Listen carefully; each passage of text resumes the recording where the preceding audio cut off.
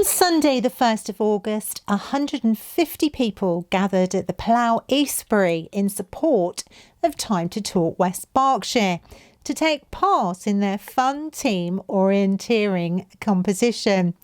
Local pop star Will Young, an advocate of mental health charities and who has also suffered from his own mental health, attended the event.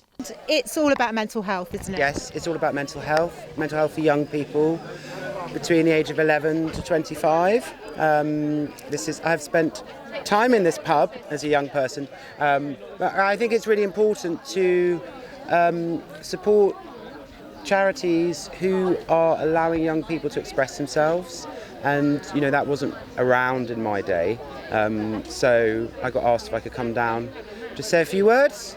I thought, why not? I only live up the road. And it's great to see you here as well. I mean, obviously, social media these days sort of really plays a big part in young people's lives.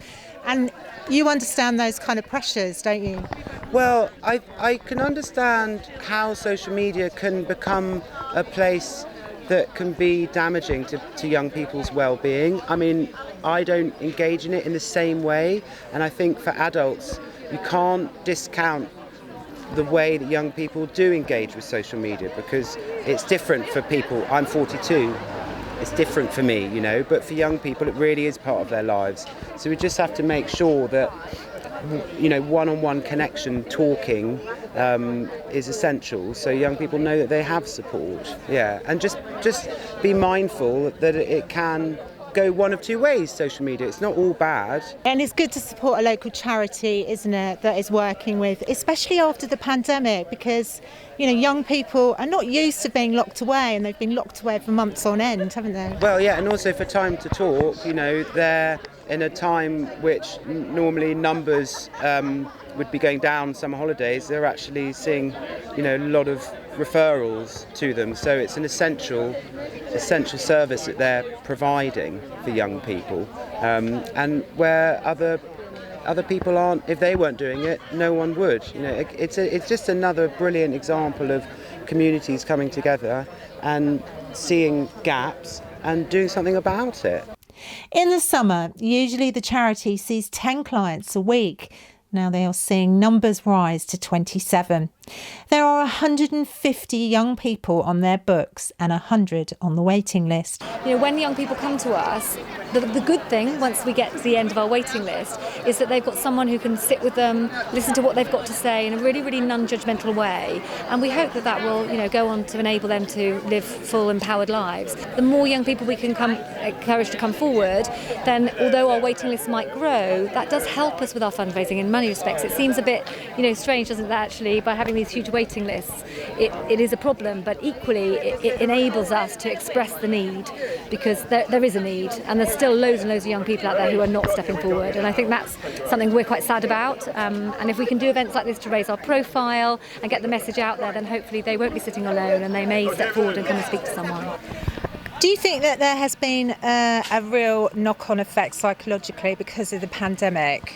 I think so. I think young people in Newbury, especially in West Berkshire, have limited opportunities within youth provision anyway. So obviously with the pandemic, being indoors, not having the contact with their friends, not having the school as a source of resource, they found it really hard, yeah. And anxiety now about coming back to normality. I think, young people, once they realise that they have the skills and the ability to get through the challenges that they're facing, is for them to talk, really. So the most rewarding thing for me is to see that actually they have got support, and they have got support in their community and with their friends, and having that opportunity to realise that everybody's in the same boat. Today, obviously you're hoping to raise awareness, aren't you, about, what Time2Talk does in West Berkshire, but also, you're raising funds through orienteering today. Yes, today is a fun family event, so adults, children, dogs, whatever can come along. It's outside of the fresh air, but also it's orienteering, map reading, but a treasure hunt.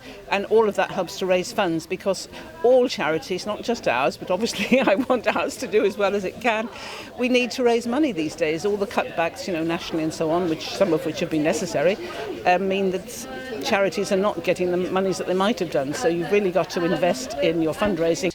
Everyone who took part in Time to Talk's orienteering event on Sunday made it back to the Plough safely, and they raised £2,000 for the youth counselling service in West Berkshire. I'm Ali Monjack, and this is a For the Now media production.